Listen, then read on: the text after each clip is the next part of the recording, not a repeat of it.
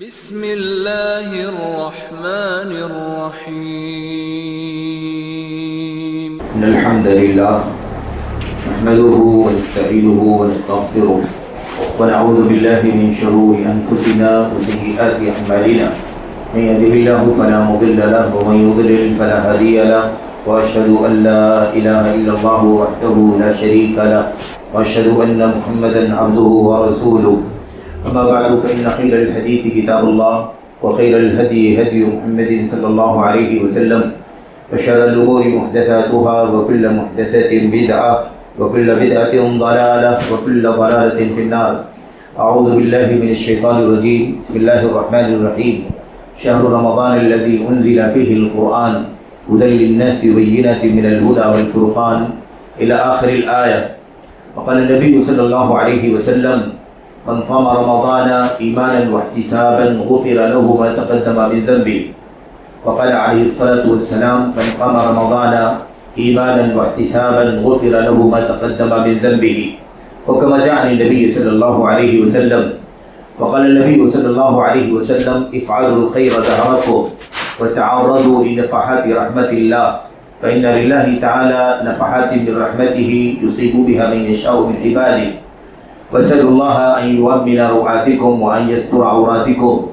وكما جاء عن النبي صلى الله عليه وسلم وكان بعض السلف كما جاء عنهم يدعون الله سبحانه وتعالى 6 أشهر أن يبلغهم رمضان، وإذا صاموا وقاموا رمضان دعوا الله 6 أشهر أن يتقبل منهم. وجاء عن بعض السلف بسند حسن كانوا يقولون اللهم سلمني إلى رمضان وسلم رمضان لي وتسلمه مني متقبلا، او كما جاء عنهم رضی اللہ عنہم ورحمهم. برادران اسلام، دینی روحانی بھائیوں، نوجوان دوستوں، احباب بزرگوں، قابل احترام ماں و بہنوں، عزیز بچوں، اللہ تبارک و تعالیٰ کی توفیق ہے، اس کی نصرت ہے، اس کا فضل اور کرم ہے کہ اللہ تعالیٰ نے ہمیں اور آپ کو ماہ رمضان کی یہ بابرکت گھڑیاں عطا فرمائی. اللہ تعالیٰ نے ہمیں اور آپ کو زندگی دی، صحت و عافیت سے نوازا، اور ہم ماہ رمضان کی بابرکت ساعتوں میں زندگی گزار رہے ہیں. اللہ تعالیٰ نے ہمیں اور آپ کو اس مہینے کے صیام کی قیام کی توفیق عطا فرمائی ہے، اور بقیہ عبادات جو ہمیں اور آپ کو میسر آ رہی ہیں، ہم اللہ تبارک و تعالیٰ کی توفیق اور مدد سے ان تمام عبادات کی انجام دہی کے لیے پورے طور پر آمادہ ہیں، تیار ہیں. اس توفیق پر، اس نصرت پر اللہ تعالیٰ ہم سب کو اپنی حمد اور اپنا شکر ادا کرنے کی توفیق عطا فرمائے. اللہ تعالیٰ ہمیں جو کچھ بھی ان اعمال کی اس مہینے میں اعمال صالحہ کی توفیق عطا فرمائے، ان سب کو اپنے فضل و کرم سے شرف قبولیت سے نوازے. اس کا بدلہ، صلہ، اجر بے حساب جس کا اللہ تعالیٰ نے وعدہ فرمایا ہے، ہمیں اور آپ کو دنیا میں آخرت میں عطا فرمائے، اور اللہ تعالیٰ ہم سب کی مغفرت فرمائے، ہم سب کو اپنی رحمت میں، اپنی جنت میں جگہ عطا فرمائے. آمین یا رب العالمین. آج کا جو یہ ماہ رمضان کا پہلا جمعہ ہے، اس جمعے کی مناسبت پر جو چند باتیں مجھے اپنی ذات سے عرض کرنی ہیں آپ تمام احباب تک، بزرگوں تک، بڑوں تک، اور اپنے نوجوان ساتھیوں تک، عزیزوں تک، ماؤں تک، بہنوں تک پہنچانا ہے، وہ اللہ کے کلام کی چند آیات کی روشنی میں، نبی کریم صلی اللہ علیہ وسلم کی سنتوں کی روشنی میں یہ بات عرض کرنی ہے کہ یہ جو مہینہ ہے رمضان کا، یہ بہت ہی زیادہ انمول ہے، بہت زیادہ قیمتی ہے.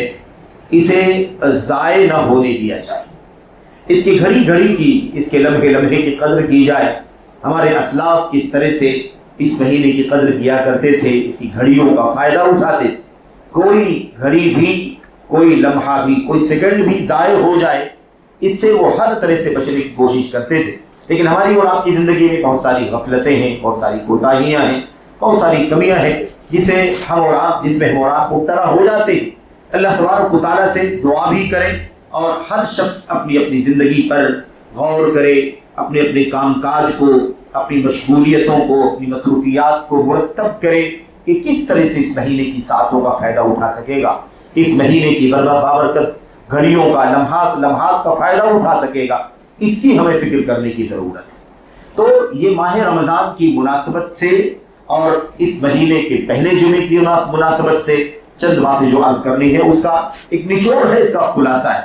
ہم نے آپ نے بہت ساری آیتیں، بہت ساری حدیثیں اللہ کے نبی علیہ السلام کے صحابہ اور ان کے بعد تابعین کی زندگیوں کے بہت سارے نمونے ہم نے اور آپ نے سنے ہیں. آئیے ذرا انہیں آج کے اس خطبہ جمعہ میں ہم تازہ کریں اور اسے اپنی زندگیوں میں عملی طور پر نافذ کریں، داخل کریں، تاکہ ہم اور آپ اسی نقش قدم پر چل سکیں جس نقش قدم پر چلنے کی اللہ تبارک و تعالیٰ نے اسلاف کو توفیق عطا فرمائی تھی، جنہیں ہمارے لیے، ہم سے ہمارے بعد والوں کے لیے آخری گھڑی قیامت تک کے لوگوں کے لیے آئیڈیل اور نمونہ بنا دیا گیا ہے. میرے بھائیوں، میرے بزرگوں، آپ کے سامنے چند آیتیں پڑھی گئی ہیں، حدیثیں پڑھی گئی ہیں. سرسری طور پر ان آیتوں کا معنی، حدیثوں کا معنی ہم یاد کرتے ہوئے چلیں اور اس کے بعد اس نقطے پر آ جائیں کہ اس مہینے کی ساعتیں کتنی قیمتی ہیں اور اس سلسلے میں صحابہ کرام کا، سلف کا کتنا اہتمام پایا جاتا تھا. ہم اسے یاد کریں اور اسی طرح سے اپنے آپ کو بھی منظم کرنے کی کوشش کریں، اپنے وقتوں کو ضائع نہ کریں. ایسا نہ ہو کہ ہمارا رمضان بھی ویسے ہی گزر جائے جیسے غیر رمضان گزر جاتا ہے. جیسے صبح و شام بقیہ مہینوں کے گزرتے ہیں، اسی طرح سے اس مہینے کی بھی صبح و شام کی صبح بھی اور اس کا شام بھی گزر جائے. اللہ تبارک و تعالیٰ اس سے ہمیں بچنے کی توفیق عطا فرمائے. وَلَا يَكُنْ يَوْمُ فِطْرِكَ وَيَوْمُ صَوْمِكَ سَوَاءً. اسلاف کہا کرتے تھے حضرت جابر بن عبداللہ کہ تمہارا روزے والا دن اور بغیر روزے والا دن ایک جیسا نہ ہو جائے. ماہ رمضان میں تمہاری زندگی کا نقش الگ ہونا چاہیے، تمہارا سلف طریقہ الگ ہونا چاہیے، تمہاری زندگی کے اندر نمایاں تبدیلی ہونی چاہیے. اور اس مہینے کے اندر جو کچھ بھی اللہ تعالیٰ ہمیں اور آپ کو توفیق عطا فرمائے، اس کے نتیجے میں آئندہ زندگی کے لمحات میں بھی مکمل کایا پلٹ ہونی چاہیے، تبدیلی دکھائی دینی چاہیے. اس طرح سے تو اللہ تبارک و تعالیٰ نے قرآن کریم کی کتنی آیتوں میں فرمایا کہ ماہ رمضان یہ اللہ تبارک و تعالیٰ کی طرف سے روزوں کا مہینہ ہے، صوم کا، صیام کا مہینہ ہے. اس مہینے کا روزہ فرض کیا گیا ہے. ماہ رمضان ہی وہ مہینہ ہے جس میں قرآن کریم اتارا گیا ہے. یہ اللہ کے کلام کی آیتیں ہم اور آپ بار بار پڑھتے ہیں اور اس میں جو بھی اللہ عز و جل کا عظیم پیغام چھپا ہوا ہے، عظیم برکتیں، رحمتیں، فضائل چھپی ہوئی ہیں، ان تمام کو ہم اور آپ پڑھتے رہتے ہیں. اللہ کے نبی علیہ السلام کی چند حدیثوں پر غور کریں کہ اللہ کے نبی علیہ السلام کس طرح سے اپنے اصحاب کو اور بالترتیب ساری امت کو، ہم لوگ بھی اس کے اندر شامل ہیں اور قیامت تک آنے والے تمام لوگ اس کے اندر شامل، کس طرح سے ماہ رمضان کے لیے ابھارتے تھے، ماہ رمضان کے لیے آمادہ کرتے تھے، ماہ رمضان کے لیے لوگوں کو تیار کرتے تھے، شوق دلاتے تھے، انہیں للکارتے تھے، ان کی جذبات کو، ان کی ضمیر کو، ان کی سوچ کو اللہ تبارک و تعالیٰ کے نبی علیہ السلام بیدار کرتے تھے. اس کا اندازہ لگائیں. اللہ کے نبی علیہ السلام کی دو حدیثیں اس سلسلے بہت واضح ہیں کہ اللہ کے نبی صلی اللہ علیہ وسلم کے بارے میں صحابہ فرماتے ہیں اذا دخل رمضان، جب ماہ رمضان شروع ہوتا یا شروع ہونے والا ہوتا تو اللہ کے نبی صلی اللہ علیہ وسلم فرماتے اتاکم شہر رمضان شہر مبارک کتب اللہ علیکم صیامہ وجعل قیامہ تطوعا. اللہ کے نبی صلی اللہ علیہ وسلم کہا کرتے تھے ماہ رمضان شروع ہو جاتا یا شروع ہونے والا ہوتا تو اللہ کے نبی فرماتے لوگوں تمہارے پاس ماہ رمضان آ گیا ہے. اتاکم شہر رمضان، ماہ رمضان آ گیا ہے تمہارے پاس. شہر مبارک، یہ مبارک مہینہ، بابرکت مہینہ ہے. اور یہیں سے یہ بات ثابت ہوتی ہے کہ اس مہینے کو ماہ مبارک تو کہنا چاہیے.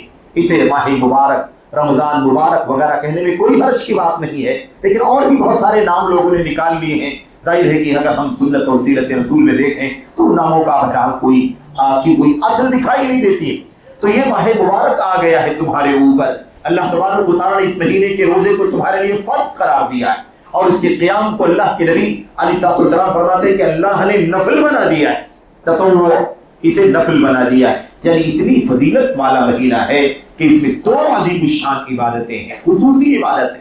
ماہ رمضان کی چند خصوصی عبادات ہیں، ان میں سے دو عبادتیں بہت اہم ہیں. ایک تو ماہ رمضان کا سب سے اہم پہلو کیا ہے؟ یہ ماہ سیام ہے اور یہ روزہ فرض ہے. اور اس کے اندر دوسری جو بڑی عبادت ہے پورے مہینے چلنے والی، وہ عبادت کیا ہے؟ وہ عبادت قیام کی عبادت ہے، جسے اللہ تبارک و تعالیٰ نے کیا فرما دیا ہے؟ تطوع، اسے نفل رکھا ہے، سنت رکھا ہے، اسے بہت زیادہ فضیلتوں کے ساتھ بھر دیا ہے اللہ تبارک و تعالیٰ نے. اس کے بعد آخر میں اللہ کے نبی صلی اللہ علیہ وسلم نے فرمایا اس مہینے کی برکت سے جو محروم ہو گیا وہ محروم ہو گیا، اور وہی محروم ہوتا ہے اس مہینے کی فضائل سے، اس مہینے کی نیکیوں سے فائدہ اٹھاتا نہیں اور محروم رہ جاتا ہے جس کی مقدر میں محرومی لکھی ہوئی ہو. ولا يحرم خيرها الا محروم. اس مہینے کی خیر سے، اس کی فضائل سے، اس کی برکتوں سے، اس کے اندر جو نیکیوں کا موقع ہے، اس سے وہی محروم رہتا ہے اس کی مقدر میں محرومی لکھی گئی ہو. جو محروم کر دیا گیا ہو اللہ تبارک و تعالیٰ کے یہاں، جسے بدنصیب بنا دیا گیا ہو، وہی اس سے محروم ہوتا ہے. تو آپ سوچیں کہ اللہ کے نبی صلی اللہ علیہ وسلم کس طرح شوق دلا رہے ہیں. مہینہ آ گیا ہے، اس کا روزہ ایسا ہے، اس کا قیام ایسا ہے، اس سے محروم نہیں ہونا، اس سے فائدہ اٹھا کر کے جانا، اس کے لمحات کی قدر کر کے جانا. اللہ کے نبی شوق دلا رہے صحابہ کرام کو. ایسے دوسری روایت میں کیا ہے، اللہ کے نبی صلی اللہ علیہ وسلم نے فرمایا، اسی معنی کے الفاظ ہیں، بہرحال قریب الفاظ ہیں، اس کا بھی خلاصہ یہی ہے کہ اللہ کے نبی نے فرمایا جاءکم ھذا الشہر، یہ مہینہ آ گیا ہے تمہارے پاس، اس لیے تم اس کی قدر کر لو. آگے دیکھیں اللہ کے نبی علیہ الصلوۃ والسلام کس طرح سے اس مہینے کی گھڑیوں کی طرف، اس مہینے کی گھڑیاں یا اور جو بھی بابرکت مناسبتیں ہو، جو بھی خیر کا موقع ہے، نیکیوں کے حاصل کرنے کا موقع ہے، اس کے لیے خاص طور پر ابھارتے ہوئے اللہ کے نبی صلی اللہ علیہ وسلم فرماتے ہیں. اور روایت صحیح ہے، ساری روایتیں جو آپ کے سامنے پڑھی جا رہی ہیں وہ یا تو صحیح درجے کی ہیں یا حسن درجے کی ہیں. کوئی روایت ضعیف، موضوع یا بے اثر نہیں پیش کی جاتی. اللہ تبارک و تعالیٰ کی فضل و کرم سے، توفیق سے اللہ کے نبی صلی اللہ علیہ وسلم نے فرمایا، ابو ہریرہ روایت کرتے ہیں، افعلوا الخیر ظہرکم، بعض روایتوں میں ہے اطلبوا الخیر ظہرکم وتعرضوا لنفحات رحمت اللہ. اللہ کے نبی صلی اللہ علیہ وسلم نے فرمایا، اے لوگو، زندگی کے ہر پل نیکیاں کرو، زندگی کی ہر گھڑی میں نیکیاں کرو، خیر تلاش کرو، نیکی کے کام کرو. دہرکم، اپنی پوری زندگی خیر کا، نیکی کا، بھلائی کا کام کرتے رہو. اس کے اندر فرائض ہیں جو سب سے زیادہ اہمیت کے حامل ہیں. اللہ سے قریب ہونے کا سب سے بہترین ذریعہ جو ہے وہ کیا ہے؟ اللہ تعالیٰ کی فرائض کی پابندی کرنا، اور اس کے بعد اللہ تبارک و تعالیٰ کی مزید قربت اور محبت پانے کے لیے نوافل کا، سنن کا اہتمام کرنا. یہ اللہ کے نبی صلی اللہ علیہ وسلم کی حدیث کا خلاصہ ہے. تو آپ نے فرمایا افعلوا الخیر ظہرکم وتعرضوا لنفحات رحمت اللہ. یہ دوسری چیز. ایک بات تو بیان کر دی اللہ کے نبی صلی اللہ علیہ وسلم نے کہ زندگی کی ہر گھڑی میں نیکیوں کے کام کرو. موسم نہ دیکھو، صبح شام نہ دیکھو، سیزن نہ دیکھو، رمضان غیر رمضان کی تفریق مت کرو، پوری زندگی نیکیاں کرو. ہم لوگ موسم کے سیزن کے عادی ہو جاتے ہیں. رمضان ہی میں قرآن اٹھاتے ہیں، رمضان ہی میں قرآن ختم کرتے ہیں، رمضان ہی میں جیب سے پیسے نکالتے ہیں فراوانی کے ساتھ. وہ بات عام حالات میں نہیں ہوتی. رمضان ہی میں میرے بھائیوں ہم اور آپ عمرے کا اہتمام، رمضان ہی میں ہم اور آپ دیگر نیکیوں کا اہتمام. لیکن رمضان ہی نہیں، افعلوا الخیر دہرکم، اپنی پوری زندگی نیکیوں کے کام کرو. بلکہ اللہ کے نبی کے فرمان اطلبوا، تلاش کرو، اپنی زندگی کے ہر موڑ پر، زندگی کی ہر گھڑی میں خیر تلاش کرو، نیکیوں کے موقع تلاش کرو. کب نیکیاں پاؤ گے، موقع پاؤ گے، عمل کرو گے، تب کون سی نیکی کا تمہیں موقع ملے، عمل کر ڈالو گے. اس طرح سے نبی علیہ السلام کا حکم ہے. اور اللہ کے نبی علیہ السلام کے صحابہ کرام کی زندگی اگر آپ دیکھیں تو حیران ہو جائیں گے. صحابہ کرام اکثر و بیشتر اللہ کے نبی سوال کرتے ہیں، اللہ کے نبی دلنی علی عمل اذا عملته دخلت الجنہ، دلنی علی امر. اللہ کے نبی کوئی ایسی نیکی بتائیے، کوئی ایسا عمل بتائیے، کوئی ایسا خیر بتائیے جس کو عمل کریں، جس پر عمل کر کے ہم جنت میں داخل ہو جائیں.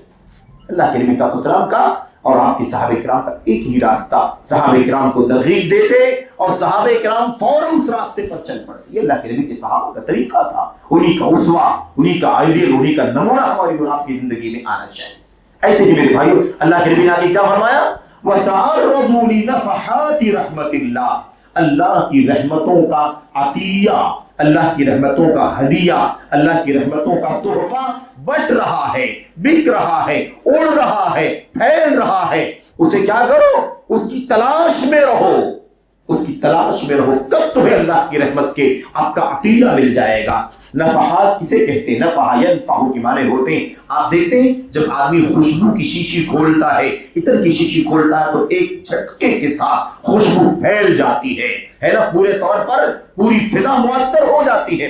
اسی کو نفحہ کہتے ہیں. تو اللہ تبارک و تعالیٰ کی رحمت کے نفحات ہوتے رہتے ہیں. یعنی کیا مطلب؟ اللہ تبارک و تعالیٰ کی رحمت کی فضا، اللہ کی رحمت کی ہوائیں چلتی رہتی ہیں، اس کی خوشبو پھیلتی رہتی ہے. تم تلاش میں رہو، جیسے خوشبو ملے فوراً سے حاصل کر لو. اللہ کے نبی صلی اللہ علیہ وسلم نے فرمایا اللہ تبارک و تعالیٰ اپنی رحمت کی اس خوشبو سے اسے نوازتا ہے جسے اپنے بندوں میں سے چاہتا ہے. ان بندوں میں شامل ہو جاؤ.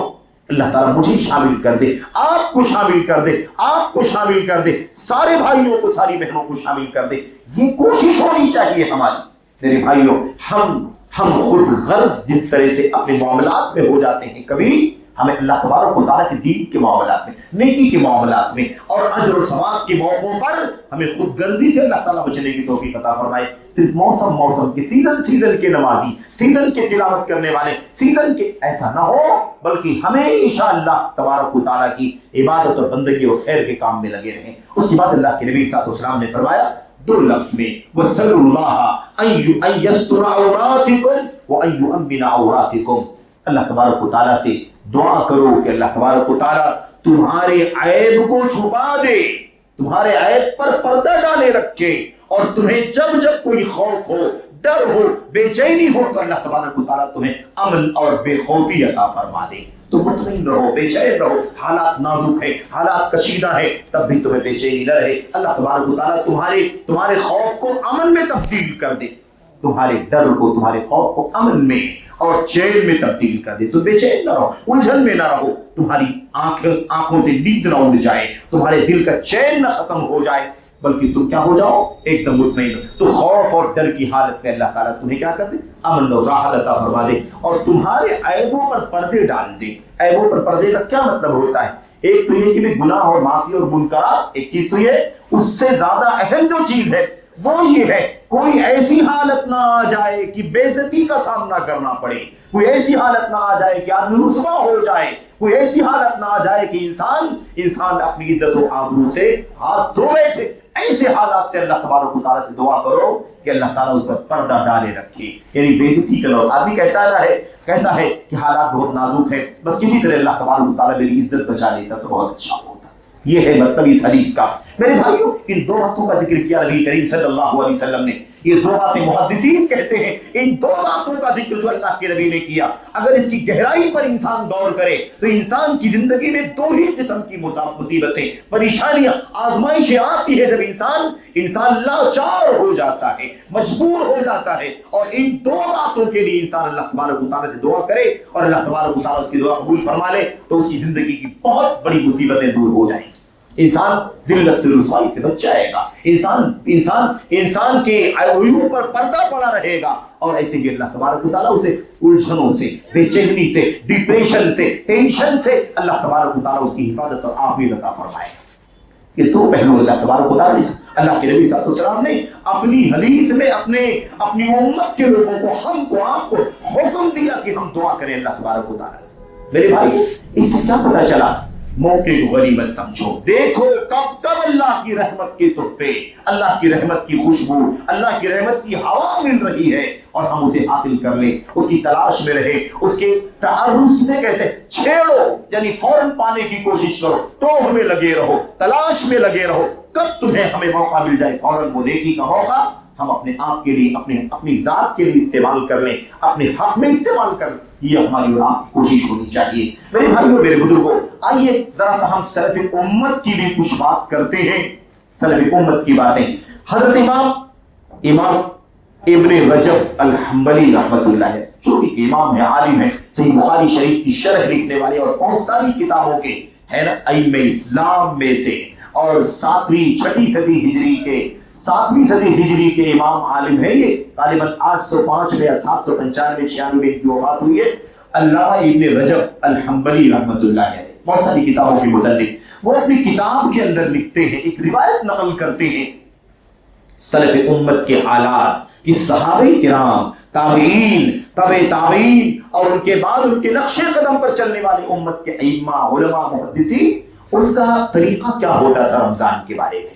رمضان کے بارے میں ان کا کیا موقف ہوتا تھا, وہ کیسے رمضان کی قدر پہچانتے تھے, وہ کیسے رمضان کی قیمت کو محسوس کرتے تھے, اور اس کے لیے کس قدر کوشش کرتے تھے. ذرا اس کی جھلکیاں محسوس کریں. سب سے پہلے اللہ کے نبی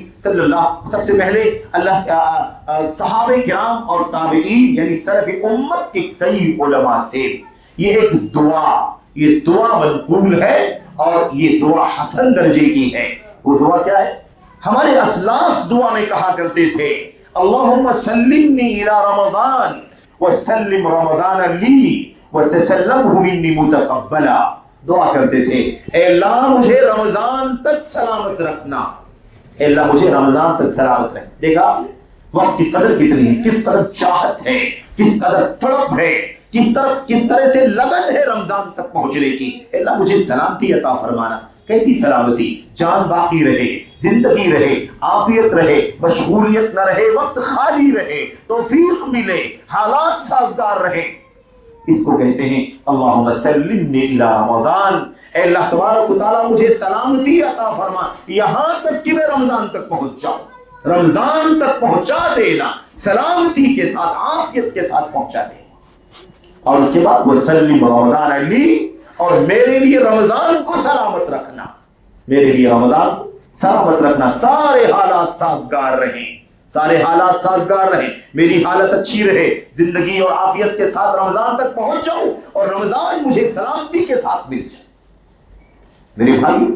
اور کیا کہتے تھے اس کے بعد آخر میں وَتَسَلَّمْهُ مِنِّي مُتَقَبَّلًا، اور اللہ تبارک و تعالیٰ جب رمضان مل جائے، رمضان کی عبادات انجام دے لوں میں تیری توفیق سے، تیری نصرت سے، تو اسے تو پورے طور پر بسلامت قبول کر لینا، اسے بسلامت قبول کر لینا۔ وَتَسَلَّمْهُ مِنِّي مُتَقَبَّلًا، اسے تو لے لینا، اسے تو قبول کر لینا، اس انداز سے قبول کر لینا کہ اس کا اجر مجھے ملے، اس کا ثواب مجھے ملے، اس کا بدلہ مجھے دنیا میں آخرت میں آتا۔ اس طرح سے اللہ کے نبی علیہ السلام کے اصحاب اور اصحاب کے بعد جو امت کے ائمہ گزرے ہیں، بعض سلف وہ دعائیں کرتے تھے، اور اہل علم نے اس روایت کو حسن درجے کا قرار دیا، جید سند کے ساتھ قرار دیا ہے۔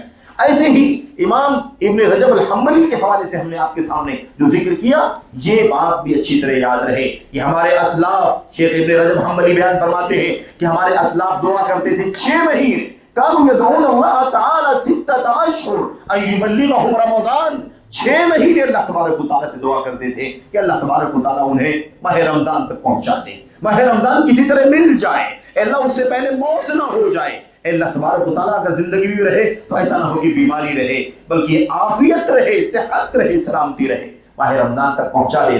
تو اللہم کیا کہتے تھے، کیا کرتے، دعا کرتے تھے اللہ تبارک و تعالیٰ سے کہ 6 مہینے تک کہ اللہ تعالیٰ مجھے ماہ رمضان تک پہنچا دے۔ اور جب ماہ رمضان مل جاتا، ماہ رمضان کی عبادتیں انجام دیتے، اور ماہ رمضان کیسے اسلاف گزارتے تھے وہ ایک مستقل موضوع ہے۔ کیسے اسلاف کا رمضان ہوا کرتا تھا، سلف کا رمضان کیسے گزرتا تھا، ہماری طرح نہیں میری بھائی، بہت فرق ہے ہمارے رمضان میں اور ہمارے اسلاف کے رمضان کے گزرنے، بہت فرق ہے۔ ہماری اور آپ کی زندگی میں بہت تبدیلیاں ہیں ان کے بالمقابل۔ ہم کوشش کریں کہ ہم اسلاف کے نقش قدم پر چل کر ماہ رمضان کی باتیں انجام میرے بھائی۔ تو کیا کہتے تھے، 6 مہینہ دعا، اور اس کے بعد جب ماہ رمضان کی باتیں انجام دیتے تھے تو كانوا يدعون الله 6 اشهر ان يتقبله منهم، 6 مہینہ اللہ سے دعا کرتے تھے کہ اللہ تبارک و تعالیٰ ان کی عبادتوں کو جو انہوں نے رمضان میں کیا ہے، سیام، قیام، تلاوت کلام، اعتکاف اور صدقات اور خیرات، اور اس کے علاوہ عمرے اور دیگر ساری عبادت، تسبیحات اور اذکار، قیام اللیل اور شب بیداری، اور اس کے علاوہ قدر کی رات، ساری عبادتوں کو اللہ تبارک و تعالیٰ قبول فرمائے۔ 6 مہینے دعا کیا کرتے تھے۔ آپ سوچیے یعنی ان کی سوچ کتنی دور تھی۔ کیوں معلوم آپ کو ایسا کیوں ہوتا تھا؟ اس لیے کہ وہ قرآن کی ان آیتوں کو صحیح معنوں میں سمجھتے تھے، ان حدیثوں کو صحیح معنوں میں سمجھتے تھے، ان اللہ کے نبی صلی اللہ علیہ وسلم کی سیرت کو، آپ کی زندگی کو اچھی طرح سے سمجھتے تھے، صحیح معنوں میں اس کی گہرائیوں میں اترتے تھے کہ کیا چیز ہے یہ، کیا چیز ہے، کتنی قیمتی چیز ہے، اور اسے ضائع کر دیا تو کتنا بڑا خسارہ ہو جائے گا، کتنا بڑا نقصان ہو جائے گا۔ آج ہماری اور آپ کی زندگی کا کیا حال ہے میرے بھائیوں؟ میں گفتگو کروں گا، ہو سکتا ہے تھوڑی سی اخیر میں، کہ ہماری اور آپ کی زندگی کا کیا حال ہے، ذرا آپ اپنا بھی جائزہ لے لیں۔ یہ تو اللہ کے نبی صلی اللہ علیہ وسلم اور صحابہ کرام اور اسلاف کا طریقہ، ماہ رمضان کی قیمت کیا ہے، ماہ رمضان کی گھڑیوں کی قدر کتنی کیا کرتے تھے۔ آئیے اللہ کے نبی محمد رسول اللہ صلی اللہ علیہ وسلم کی حدیثوں پر ذرا سا مرور کرتے ہیں اور چند باتوں کو اپنے سینوں میں محفوظ کرتے ہیں، تاکہ یہ رمضان اسی نقش قدم پر چل کر کے گزر جائے جس پر ہمارے اسلاف رمضان کے روزے اور صیام و قیام رکھا کرتے تھے۔ اللہ کے نبی صلی اللہ علیہ وسلم کی روایت ترمذی اور دیگر کتابوں کے اندر صحیح صحت کے ساتھ اللہ کے نبی علیہ السلام فرمایا کہ کان اول لیلۃ من رمضان، جب ماہ رمضان کی پہلی شب آتی ہے، یعنی کیا مطلب؟ آپ ایسے سمجھ لیں کہ جیسے ہی رمضان کا چاند ہو جاتا ہے، رمضان کا چاند ہوا تو پہلی رات آ گئی، پہلی رات آ اذا کان اول لیلۃ من رمضان، اللہ کے نبی نے فرمایا جب ماہ رمضان کی پہلی شب آتی ہے اللہ اکبر غلقت ابواب النار وصفدت مردۃ الشیاطین والجن. اللہ کے نبی صلی اللہ علیہ وسلم نے فرمایا یہ دیکھو حالات کی سازگاری ہمارے لیے، حالات کا مناسب ہونا، سوٹیبل ہونا، سازگار ہونا. ہم جب کوشش کریں تو حالات بھی اچھے رہیں. اللہ تبارک و تعالیٰ کی طرف سے حالات کتنا سازگار کر دیے جاتے ہیں. اسی لیے کہا جاتا ہے رمضان توبے کا مہینہ ہے، رمضان مغفرت کا مہینہ ہے، رمضان جہنم سے آزادی کا مہینہ ہے، رمضان جنت میں داخلے کی ہر طرح کی آسانی سے کوشش کرنے کا مہینہ ہے. یہ مہینہ بہت اہم ہے اس لیے کہ اس کی یہ خصوصیات ہیں. ماہ رمضان کی پہلی رات آتی ہے، اسی رات میں جہنم کے دروازے بند کر دیے جاتے ہیں. فلم یفتح منہا باب، اور جب تک ماہ رمضان ہے کوئی دروازہ کھولا نہیں جاتا. سرکش قسم کے شیاطین اور جن جو ہوتے ہیں انہیں قید کر دیا جاتا ہے، ان کے پیروں میں زنجیریں ڈال دی جاتی ہیں. اللہ کے نبی صلی اللہ علیہ وسلم نے فرمایا وفتحت ابواب الجنہ وفتحت ابواب السماء وفتحت ابواب الرحمہ. 3 الفاظ اور فرمایا اللہ کے نبی صلی اللہ علیہ وسلم نے کہ جنت کے دروازے کھول دیے جاتے ہیں، آسمان کے دروازے کھول دیے جاتے ہیں، رحمت کے دروازے کھول دیے جاتے ہیں. اور فلم یغلق منہا باب، جب تک ماہ رمضان باقی رہتا ہے کوئی رحمت کا دروازہ بند نہیں ہوتا، کوئی جنت کا دروازہ بند نہیں ہوتا، دروازے کھلے ہوتے ہیں. تو جہنم کا دروازہ کھلتا نہیں رمضان بھر، اور جہنم کا جنت کا دروازہ بند نہیں ہوتا رمضان بھر. اور اسی کے ساتھ ساتھ اللہ کے نبی صلی اللہ علیہ وسلم نے فرمایا وَيُنَادِي مُنَادٍ، اور ایک آواز لگانے والا آواز لگاتا ہے اور وہ کہتا ہے یا باغی الخیر اقبل، اے نیکی چاہنے والے، نیکی کی چاہت، نیکی کا شوق، نیکی کی طرف، نیکی کی طرف رکھنے والا، یعنی جس کی چاہت ہو کہ نیکیاں جمع ہو جائیں، نیکیاں جمع ہو جائیں، خیر کے کام کر لے، بھلائی کے کام کر لے، ایسے آدمی کو کیا اقبل، آگے آؤ، آگے بڑھو جو نیکی چاہتے ہو. بڑے خیر کا موسم ہے. اللہ کے نبی صلی اللہ علیہ وسلم نے اس بات کا اعلان کیا کہ اللہ کی طرف سے فرشتہ اعلان کرتا ہے اور بھلائی چاہنے والے آگے بڑھو. اس لیے کہ موسم خیر کا موسم ہے، اس لیے جتنا زیادہ تم اس میں نیکی اکٹھا کر لو گے وہ تمہارے کام آئے گا. اور کیا فرمائے وہ یواب یہ شری اکثر، اور یہ برائی چاہنے والے، گناہ چاہنے والے، شر اور گناہ اور معصیت اور نافرمانی کے کام کرنے والوں اکثر پیچھے رہو، کوتاہی کرو، تم آگے نہ بڑھو، تمہارے لیے بہتر ہے. اس لیے کہ موسم نیکیوں کا، بدیوں کا موسم نہیں ہے. اگر یہ نیکیوں کا موسم ہے، اس نیکی کے موسم میں بدی کرو گے، جرائم کرو گے، منکرات کرو گے تو زیادہ بڑے مجرم مانے جاؤ گے. اس لیے کہ جب فضیلت والا موسم ہو، فضیلت والی جگہ ہو تو زمان و مکان کی فضیلت کے ساتھ گناہوں کی سزا اور اس کی سنگینی بڑھ جاتی ہے. جیسے نیکیوں کی جگہ اور نیکیوں کا موسم اگر ہو تو نیکیوں کا اجر اور ثواب بڑھ جاتا ہے. میرے بھائیوں اسی طرح سے یہ گناہوں کا مسئلہ بھی ہے تو بڑا خطرناک مسئلہ ہے. اور کیا فرمایا وَلِلَّهِ عُتَقَاءُ مِنَ النَّارِ وَذَلِكَ كُلَّ لَيْلَةٍ مِّن رَمَضَانَ. اور اللہ کے نبی صلی اللہ علیہ وسلم نے فرمایا اس مہینے کی کا معاملہ کیا ہے؟ اس مہینے کا معاملہ یہ ہے کہ ہر رات اللہ تبارک و تعالیٰ بہت سارے لوگوں کو جہنم سے آزاد کرتا ہے. جہنم سے بہتوں کی گردنوں کو اللہ تبارک و تعالیٰ آزاد کر دیتا ہے. یعنی یہ جہنم سے آزاد ہو گیا ابھی جنت میں داخل ہوگا، یہ جہنم سے آزاد جنت میں، یا جہنم سے آزاد جنت میں. اتقا بہت سارے، اور یہ ہر رات ہوتا ہے. یہ اللہ کے نبی نے کیا بیان فرمایا؟ وہی شوق دلانے کے لیے. یہ مہینہ بہت قیمتی، اس کی گھڑیاں بہت قیمتی ہیں، بہت قیمتی ہیں. میرے بھائیوں اللہ کے نبی علیہ السلام کی حدیث کا ایک ٹکڑا صرف اور صرف آپ کے سامنے آ جائے جس میں 3 باتیں بیان کی گئی ہیں. ایک ٹکڑا اللہ کے نبی صلی اللہ علیہ وسلم نے فرمایا رغیم انف عبد یشقی عبد دخل علیہ رمضان ثم انسلخ فلم یغفر له فقلت آمین قال لی قل آمین قلت آمین. اللہ کے نبی صلی اللہ علیہ وسلم کی اس لمبی حدیث میں 3 باتیں بیان کی گئی. اس میں یہ ہے کہ جبریل امین علیہ السلام نے بد دعا کرتے ہوئے کہا شقی عبد، وہ بندہ بدبخت ہے، وہ بندہ محروم ہے، وہ بندہ بدقسمت ہے. کون سا بندہ؟ فرمایا دخل علیہ رمضان، جسے ماہ رمضان ملا، ثم انسلخ، اور آ کر کے چلا گیا. مہینہ رمضان کا آیا اور آ کر کے چلا گیا. فلم یغفر لہ، اور وہ اپنی بخشش نہیں کروا سکا. آپ سوچیے کتنی بڑی بات ہے یہ.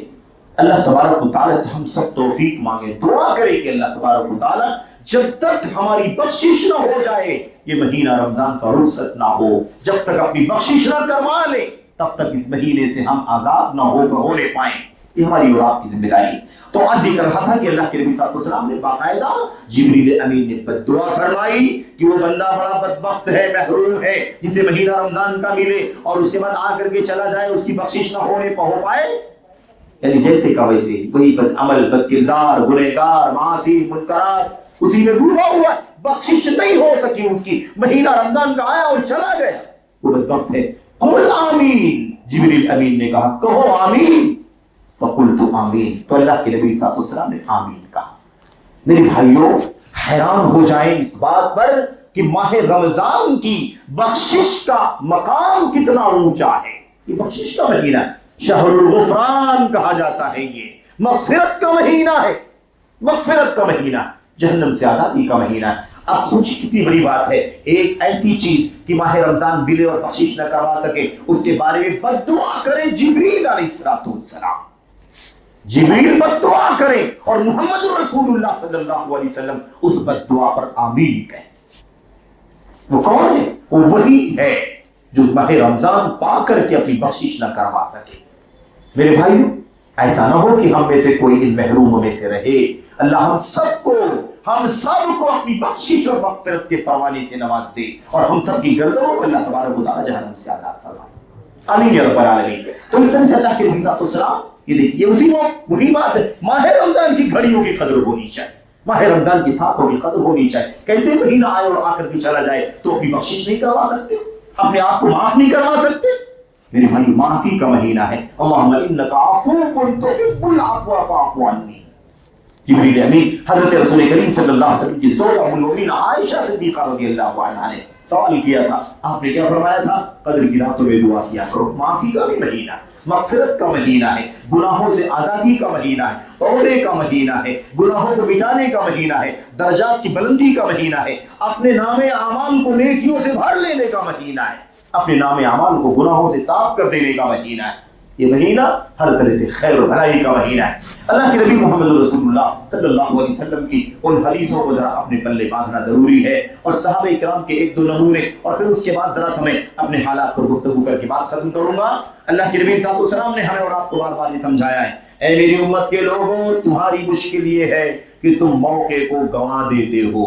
زیادہ تر لوگ موقعوں کو گنوا دیتے ہیں، کوئی جوانی گنوا دیتا ہے، کوئی عمر گنوا دیتا ہے، کوئی صحت گنوا دیتا ہے، کوئی مالداری کے اوقات گنوا دیتا ہے، کوئی میرے بھائیوں اپنی ہر طرح کی صلاحیتوں کے اوقات کو ضائع کر دیتا ہے، اور جب وقت نکل جاتا ہے تو آدمی کافی افسوس ملتا ہے، کیا کروں اب تو طاقت نہیں، کیا کروں اب تو جوانی نہیں، کیا کروں اب تو عمر نہیں، کیا کروں اب تو صحت نہیں، کیا کروں اب تو مال نہیں۔ اللہ کے نبی صلی اللہ علیہ وسلم نے فرمایا تھا دو باتیں زیادہ اہم ہیں اس سلسلے میں، دو باتیں سب سے زیادہ اہم ہیں۔ وہ کیا ہے؟ اللہ کے نبی نے فرمایا تھا نعمتان مغبون فیہما کثیر من الناس، دو نعمتیں ایسی ہیں جس میں زیادہ تر لوگ دھوکے میں زندگی گزارتے ہیں، غفلت میں، دیوالیہ ہو جاتا ہے، ان کا خسارہ ہو جاتا ہے۔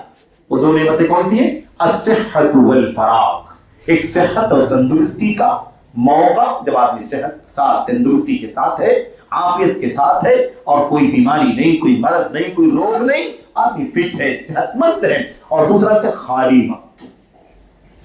دو نعمتیں ہیں یہ، اس صحت بہت بڑی نعمت ہے، اور کسی نے کہا تھا غالب تندرستی 1000 نعمت ہے، میں سمجھتا ہوں محدود کر دینا غلط ہے، یہ نعمت تو اتنی بڑی نعمت ہے جسے گنا نہیں جا سکتا ہے، کیونکہ صحت نہیں تو آپ کو کوئی نعمت کام آنے والی نہیں۔ آپ کا اچھا کھانا آپ کے لیے نہیں، آپ کا گھر آپ کے لیے نہیں اچھا، آپ کی سواری آپ کے لیے نہیں اچھی، آپ کے بال بچے آپ کے لیے نہیں اچھے، آپ کی بیوی نہیں آپ کے لیے اچھی، آپ کا جھرمٹ آپ کے لیے نہیں اچھا، آپ کا سماج نہیں آپ کے لیے اچھا، آپ کو صحت نہیں ہے تو آپ کے پاس کیا باقی بچے گا میرے بھائی؟ اس لیے یاد رہے اللہ کے نبی صلی اللہ علیہ وسلم نے فرمایا تھا دو نعمتوں میں اکثر لوگ، زیادہ تر لوگ دیوالی میں خسارے میں چلے جاتے ہیں۔ ایک تو صحت کی نعمت، طاقت ہے، صحت ہے، قوت ہے، تو دنیا ہے، دولت ہے، دوڑ بھاگ ہے، بیماری ہے، اور صبح شام 24 گھنٹے اسی میں مشغول رہتے ہیں ہم۔ اور جب یہ وقت نکل جاتا ہے صحت کا، جب بیماری آتی ہے، ہارٹ کی تکلیف ہے، فلاں تکلیف ہے، گھٹنے کی تکلیف، کمر کی تکلیف، اللہ ہم سب کو عافیت عطا فرمائے، تو اس وقت ہم چاہ کر کی بھی عبادت نہیں کر پاتے. دیوالیاں ہے کہ نہیں دیوالیاں؟ جب وقت تھا تو ہم نے فائدہ نہیں اٹھایا، اور جب اس صحت نہیں رہی تو اب کرنا بھی چاہیں گے تو نہیں کر پائیں. میرے بھائیو، یہ موقع بہت غنیمت ہے. ہم نے دعا کی رمضان تک اللہ پہنچا دے، اللہ نے رمضان تک پہنچا دیا. آج رمضان کی ساتوں میں زندگی گزارتے ہیں اس صحت کے ساتھ، عافیت کے ساتھ جو ہے. اللہ ہم سب کو اس کی قدر کرنے کی توفیق عطا فرمائے. اور اس کے بعد دوسری چیز کیا ہے؟ اللہ کے نبی نے فرمایا فراغ، خالی وقت. خالی وقت ہے. آج رمضان کے موقع پر بہت سارے ہمارے بھائی کہتے ہیں رمضان میں تو ٹائم پاس نہیں ہوتا، وقت ہی نہیں گزرتا. کیسے کیا کریں کہ وقت گزرے؟ وہ اسلاف تھے جنہیں وقت کم پڑ جایا کرتا تھا. کیسی عبادت کریں، کتنی تلاوت کریں، کتنے اذکار کریں، کتنا اللہ تبارک و تعالیٰ کو یاد کریں، کس طرح سے وہ نیکیوں کا انبار اور نیکیوں کا ذخیرہ جمع کر لے. انہیں وقت کم پڑتا تھا، اور ہمارے پاس وقت کی فراوانی ہے کہ ہم اسے پاس نہیں کر پاتے. سوچتے ہیں کہ گزارے تو کہاں گزارے، اور پھر گزارنے کے لیے لوگوں کے پاس الگ الگ فیلڈ ہے، الگ الگ میدان ہے. کوئی کسی طرح گزارتا ہے، کوئی کسی طرح گزارتا ہے. ابھی گفتگو کرتے ہیں اللہ کے نبی صلی اللہ علیہ وسلم کی ایک حدیث میں آپ کے سامنے میں ذکر کرنا چاہتا ہوں. اسی نقطے پر ماہ رمضان کی ساعتوں کی قدر کرو، ماہ رمضان کی گھڑیوں کی قدر کرو. وقت کا ضائع ہونا قتل ہو جانے سے، مر جانے سے بہتر ہے. میرے بھائی، وقت چلا جائے گا تو پھر دوبارہ ہمیں جو بھی ہماری مصلحتیں ہیں اسے حاصل کرنے کا موقع نہیں ملے گا. تو وقت بہت زیادہ، وقت کا ضیاع انسان کے لیے موت سے زیادہ خطرناک ہے. اللہ کے نبی علیہ السلام کے ایک صحابی کا نمونہ میں آپ کے سامنے پیش کرنا چاہتا ہوں، اور وہ خاص طور پر ان لوگوں کے لیے ہے جو جوانی کی زندگی، طاقت و قوت کی زندگی، حوصلے کی زندگی گزار رہے ہیں. ہٹے کٹے نوجوان، توانا تندرست. آج کتنے سارے لوگ ہیں ہٹے کٹے جوان، روزہ نہیں رکھتے. آپ دیکھیں گے پانی پی رہا ہے، آپ دیکھیں کھانا کھا رہا ہے. آپ اسے پوچھیں کہ بھائی اللہ کے بندے رمضان ہے یہ، آپ تو مسلمان بھائی، آپ روزہ نہیں رکھتے؟ تو کیا کہتا ہے؟ کہتا ہے روزہ نہیں ہو پاتا مجھ سے، مجھے بھوکا پیاسا نہیں رہا جاتا، میں کیا کروں، بہت کوشش کرتا ہوں لیکن بھوک برداشت نہیں ہوتی، پیاس برداشت نہیں ہوتی، بہت سخت گرمی ہے، فلاں ہے. اللہ کے نبی صلی اللہ علیہ وسلم نے جب اسی طرح کی بات آئی تھی غزوہ تبوک کے موقع پر، اور جب لوگوں نے جنگ تبوک میں جانے سے اپنے آپ کو روک لیا، گرمی کی شدت کا بہانہ بنانے لگے، سخت گرمی تھی، جنگ تبوک میں حاضر نہیں ہونے کی پوزیشن تھی اللہ کے نبی، اس لیے نہیں جا سکے. اللہ تبارک و تعالیٰ نے قرآن کی آیت اتاری. اللہ نے اپنے نبی سے کہا آپ ان سے کہیے اگر دنیا میں دھوپ کی گرمی برداشت نہیں کر سکتے تو جہنم کی گرمی تو اس سے کہیں زیادہ سخت ہے، اسے کیسے برداشت کرو گے؟ قل نار جہنم اشد حرا. آپ کہہ دیجئے کہ جہنم کی آگ تو بہت زیادہ سخت ہے. یہ دھوپ کا بہانہ کرتے ہو، گرمی کا بہانہ کرتے ہو، روزے نہیں رکھتے ہو، یا اور بھی مثال کے طور پر. تو جہاد کے موقع پر یہ آیت کریمہ اتری ہے. لیکن میرے بھائیو، جہاد تو بہت بڑی چیز ہے. وہاں تو جان کی بازی لگانی پڑتی. غازی یا شہید ہو کر کے انسان واپس ہوتا ہے. اپنے بچوں کی زندگی داؤ پر اور اپنی بیوی کی زندگی داؤ پر لگانی ہوتی ہے کہ وہ بیوہ ہو جائے گی، بچے یتیم ہو جائیں گے. لیکن میرے بھائیو، یہ دیکھو ماہ رمضان، آج کتنی ساری آسائشیں ہیں ہمارے پاس. میرے بھائی، اتنے سارے وسائل ہیں، پرسکون ماحول میں انسان روزہ رکھ سکتا ہے، عبادات کر سکتا ہے. تو بہرحال ہمارے اسلاف کی کیا حالت تھی؟ ہمارے اسلاف حضرت عبداللہ ابن عامر رضی اللہ تعالیٰ عنہ بیان فرماتے ہیں، کہتے ہیں کہ میں نے جماعت القرآن فی لیلۃ واحدہ، کہتے ہیں میں نے قرآن کریم کے سارے اوراق، سارے صفحات کو جمع کیا، کیونکہ قرآن کریم اتر رہا تھا، سارے صفحات کو اکٹھا کیا اور میں نے ان سارے قرآن کریم کو ایک رات، پوری رات تلاوت کر کے ختم کر دیا. پوری رات تلاوت کر کے کیا کر دیا؟ ختم کر دی. اللہ کے نبی صلی اللہ علیہ وسلم کو پتہ چلا. شوق دیکھو، نیکیوں کا شوق، جوانی ہے، طاقت ہے، چستی ہے، نشاط ہے. جی حضرت عبداللہ بن عمر رضی اللہ تعالیٰ عنہ کا یہ عمل اللہ کے نبی کو پتہ چلا. آپ نے عبداللہ بن عمر سے پوچھا کیا کیا تم نے؟ ایک رات میں پوری رات میں قرآن پڑھ لیا؟ کہاں اللہ کے نبی، طاقت ہے، جوانی ہے، چستی ہے، نشاط. ایک جواب دیا، اے اللہ کے نبی، شباب ہے، جوانی ہے، طاقت و قوت ہے، نشاط اور چستی ہے. میں نے پوری رات پڑھ کر کے قرآن کریم کی تلاوت کر کے میں نے مکمل کر دیا. اللہ کے نبی صلی اللہ علیہ وسلم نے فرمایا بھئی ٹھیک ہے، آج حوصلہ ہے، ہمت ہے، طاقت ہے، لیکن ہو سکتا ہے زندگی لمبی ہو اور یہ ہمت و حوصلہ سرد پڑ جائے تو تم بعد میں اکتا جاؤ اور اکتا کر کے ایک دم چھوڑ دو، قرآن کریم کی تلاوت ہی کرنا بند کر دو.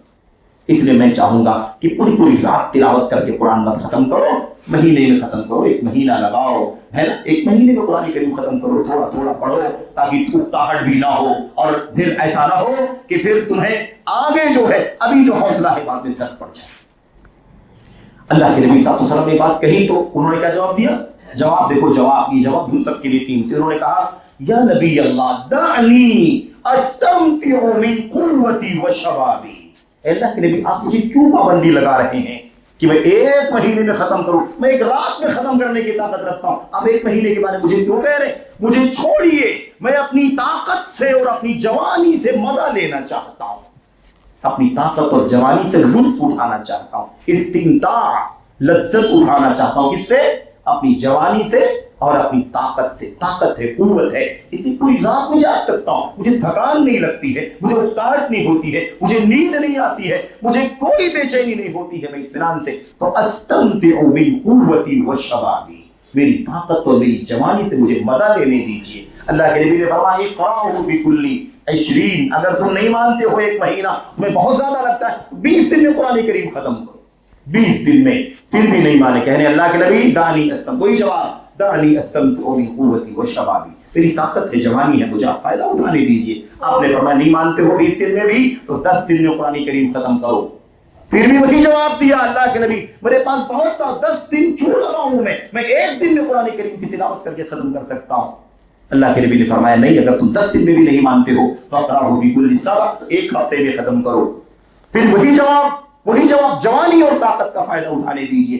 اللہ کے نبی میں کر سکتا ہوں اللہ تبارک و تعالیٰ کی رضا کے لیے، تو آپ مجھے کیوں منع کرتے ہیں؟ اللہ کے نبی نے فابا، اللہ کے نبی نے انکار کر دیا، کہا 7 دن سے کم میں تو میں نہیں مان سکتا، تو یہ بہت زیادہ ہو سکتا. آپ غور کریں، وہ صحابہ تھے جن کو نیکی کا اتنا جذبہ تھا کہ نبی ان کو پابند کر رہے ہیں کہ ایک مہینے میں ختم کرو. نہیں مانے 20 دن میں، نہیں مانے 10 دن میں، نہیں مانے ہفتے میں ختم کرو. اور آج ہماری حالت کیا ہے میرے بھائیوں؟ اور وہ رمضان نہیں تھا جس واقعے کی بات ہو رہی، وہ رمضان نہیں تھا، غیر رمضان کی بات ہے. میرے بھائیوں آج ہماری حالت کیا ہے؟ تم ماہ رمضان کی ساعتوں کی قدر کرو. آج ہمارے حالات کیسے ہیں میرے بھائیوں؟ ہم ٹائم پاس کرنا چاہتے ہیں، ٹائم پاس کریں تو کیسے کریں؟ دیکھ لو گلیوں کے اندر کھیل کود کا کیا حال ہے، کیا حال ہے گلیوں کا. کرکٹ چل رہی ہے، ادھر کیرم بورڈ چل رہا ہے، ادھر کوئی شطرنج کھیل رہا ہے، ادھر کوئی چیس کھیل رہا ہے، بچے ہلڑ مچا رہے ہیں، نوجوان تماشا کر رہے. نہ میرے بھائی جانے آنے والوں کے لیے مشکل ہے، کوئی کرکٹ کھیل رہا ہے، کوئی فٹ بال کھیل رہا ہے، کوئی بیڈمنٹن کھیل رہا ہے، اور آج کل موبائل کے اندر آن لائن آف لائن سب گیم چل رہے ہیں، بچے اسی کے اندر مشغول ہیں. کوئی دن بھر بیٹھ کر کے ہے نا وہ ریل کو اوپر نیچے کر رہا ہے، کوئی دن بھر بیٹھ کر کے یوٹیوب پر دنیا بھر کی بکواس خبریں سن رہا ہے. گھنٹوں میرے بھائیوں نہیں توفیق ہوتی کہ قرآن کریم کی تلاوت کر لیں، ڈیلی 1 پارہ 2 پارہ، جو اللہ تبارک و تعالیٰ توفیق عطا فرمائے. اللہ تبارک و تعالیٰ کے دین کا علم حاصل کرنے کے لیے رمضان کے احکام و مسائل کا علم حاصل کر. اہل علم کے دروس ہیں، اہل علم کی تقریریں ہیں، اہل علم کے فتاوی ہیں، مسائل ہیں، حلال و حرام اور رمضان کے مسائل انسان سیکھے پڑھے. اس کی توفیق نہیں ہوتی میرے بھائی. آج حالت یہ ہو گئی ہے ہماری. تو مسلمانوں کے سماج کا، معاشرے کا عام طور پر حال یہ میرے بھائیوں، خاص طور پر ہمارے نوجوانوں کا، عزیز بچوں کا، بچیوں کا، کہ ساری انرجی کہاں لگتی ہے ان کی؟ کیسے ٹائم پاس کریں. اور کچھ لوگ فجر کی نماز کے بعد سوتے ہیں تو پھر ظہر کی نماز بھی نہیں پڑھتے. میرے بھائی کون سا روزہ کی نماز کے بغیر؟ مجھے بتاؤ ذرا کون سا روزہ ہے؟ رمضان کے روزوں کے بارے میں اللہ کے نبی نے فرمایا من صام رمضان ایمانا، ایمان کی حالت میں. کون سا ایمان ہے بغیر نماز کے؟ اللہ کے نبی صلی اللہ علیہ وسلم کے صحابہ کرام کی سیرت ہے. صحابہ کرام کہتے ہیں، صحابہ کرام صاف کہتے ہیں کہ ہم لوگ کسی کو کفر میں شامل نہیں سمجھتے تھے سوائے اس کے جو نماز نہ پڑھتا ہو. جو نماز چھوڑ دیتا تھا اسی کو وہ لوگ کفر شمار کرتے تھے. کس کو کفر شمار کرتے تھے؟ قالوا لا يرون من الاعمال تركه كفرا غير الصلاه، نماز جیسے عمل کو کے علاوہ کسی اور عمل کو چھوڑنے کی بنیاد پر کسی کو کافر نہیں سمجھتے. اب حالت یہ ہو گئی. تو خلاصے کلام یہ ہے کہ ہم بہت وقتوں کو ضائع کر رہے ہیں، ہمارا وقت ضائع ہو رہا ہے. ہم اپنے وقتوں کی قدر کریں. ماہ رمضان کی ساعتوں کو دوبارہ پا سکیں گے یا نہیں پا سکیں گے کوئی ضمانت نہیں. آگے کی راتیں ہمیں ملے گی کہ نہیں ملے گی، اگلا سو ملے گا کہ نہیں ملے گا، دوسرا عشرہ پہنچیں گے یا نہیں پہنچیں گے، تیسرا عشرہ آئے گا نہیں آئے گا، ہماری مغفرت ہوگی کہ نہیں ہوگی، ہماری گردنیں جہنم سے آزاد ہوگی کہ نہیں ہوگی. یہ سب سے زیادہ سوچنے کی چیز ہے میرے بھائیوں.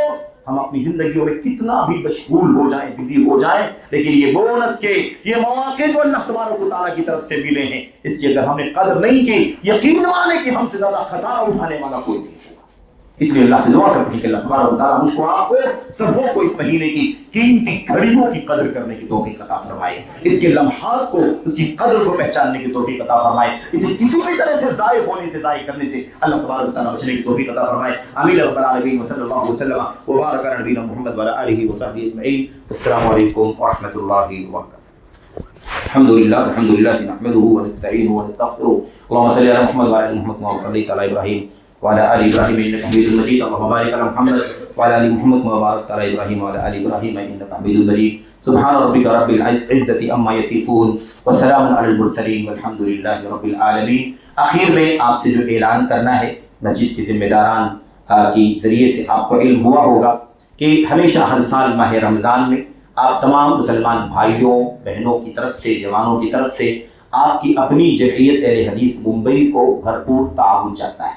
سال کا کم و بیش 1.25 سے 1.5 کروڑ روپے کا بجٹ ہے، جس میں بہت سارے پروجیکٹ ہیں جو اس میں کام چلتے ہیں، 10 لاکھ روپے کی کتابیں چھپتی ہیں الحمدللہ۔ اس کے علاوہ جو آفس کے علماء کے اخراجات ہیں وہ ماہانہ پروگرام، ہفتہ واری پروگرام، سالانہ کانفرنسیں اور تربیتی پروگرام، ائمہ مساجد اور دعات کی ٹریننگ کا پروگرام، اس طرح سے بہت سارے بڑے بڑے مشروع ہیں۔ اس کے علاوہ جو رفاہی کام ہوتے ہیں، رفاہی کام ہے، مساجد کا تعاون ہے، بعض ائمہ کرام کا تعاون ہے، مدرسین کا تعاون ہے، غربا فقراء مساکین کا بھی تعاون ہے۔ اور اسی طریقے سے خصوصیت کے ساتھ جب کوئی مصیبت اور آفت آ جاتی ہے، کوئی سونامی آ گیا، کوئی سیلاب آ گیا، کوئی معاملہ ہو گیا، تو ریلیف کا بڑے پیمانے پر کام چلتا ہے۔ اس طرح کے بہت سارے پروجیکٹ ہیں جو آپ کی جمعیت کی طرف سے الحمدللہ انجام پاتے ہیں۔ اس میں آپ کا ہمیشہ بھرپور تعاون رہتا ہے اور اس کے لیے اللہ تبارک و تعالیٰ سے جماعت کے ذمہ داران آپ کے شکر گزار ہیں، اور اس کا صلہ اور بدلہ تو اللہ تبارک و تعالیٰ کے سوا آپ کو کوئی نہیں دے سکتا۔ اس موقع پر آج بھی آپ سے جمعیت کی طرف سے یہ اپیل کی جاتی ہے، اعلان کیا جاتا ہے کہ جمعیت کے لیے آپ بھرپور تعاون کریں۔ الحمدللہ یہاں پر کچھ نمائندے آپ کو مسجد کے دروازوں پر ملیں گے اور مسجد کے ذمہ داران کی طرف سے بھی آپ کو نمائندے ملیں گے۔ آپ سے گزارش ہے کہ اپنا کیش تعاون ان کو لیں، اور یہاں رسید آن لائن آف لائن جیسا بھی آپ پیمنٹ کرنا چاہتے ہو وہ کر کے اور اپنی رسید وغیرہ لے لیں۔